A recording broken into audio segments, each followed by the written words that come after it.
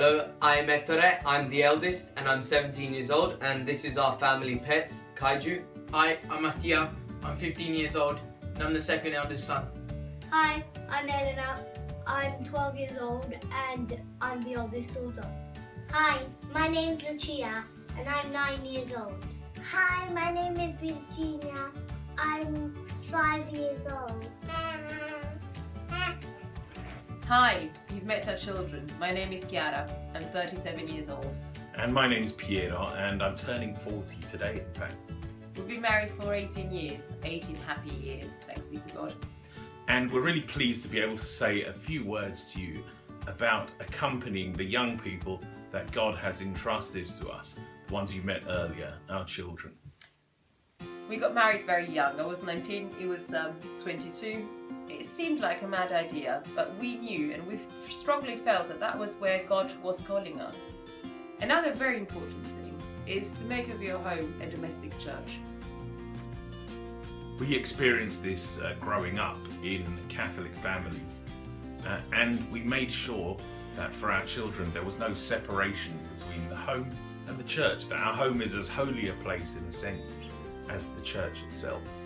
The other thing is to really look after the family's sacramental life, and I think we found this especially when there were problems, when there were arguments between us as parents, when there were arguments between us and our children, Among the children themselves. and among the children as well, to then bring these problems, once they're resolved within the house, to the sacrament of confession.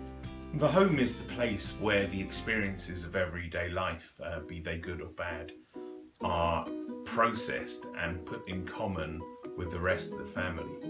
And as parents, I think the most important thing is for us to accompany our children to place those experiences under the light of the Word of God and of what our faith says about those experiences. And also, what's important is for them to be able to feel free to talk about anything that worries them, and that they may trust our judgment.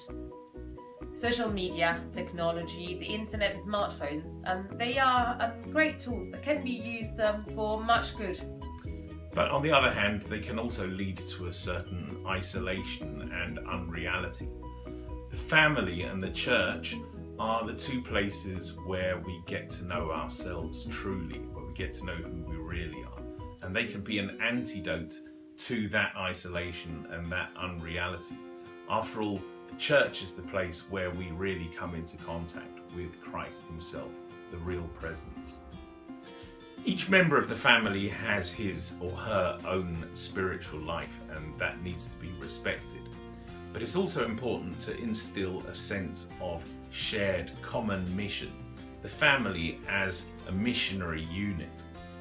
And we are called as one unit to evangelize with our life, with our daily life. As a family, you come into contact with so many people, whether it's at the school, in your work, the children among their friends, the clubs, the sports that they do. And in all of that, we can give people a word of hope. We can bring them into contact with Jesus Christ if we are living that contact ourselves. And we can extend our sense of family to other people. So it's really important that in the family, each one knows his or her faith really well. So as parents, we need to make sure that we're forming ourselves in the faith and that we're passing on the very best of what we discover to our children, and they will do the same. We've always made a point of welcoming consecrated people and ordained priests to the house. For the children, it's wonderful to be able to see that this is not a strange way of life just for some people who are up there on the sanctuary, but that these are real people who have real stories and that they can follow in their footsteps. St. John Paul II said, don't be afraid to be the saints of the third millennium. And I think that call to a heroic life of virtue, to sanctity, is the most important thing that we can pass on to young people.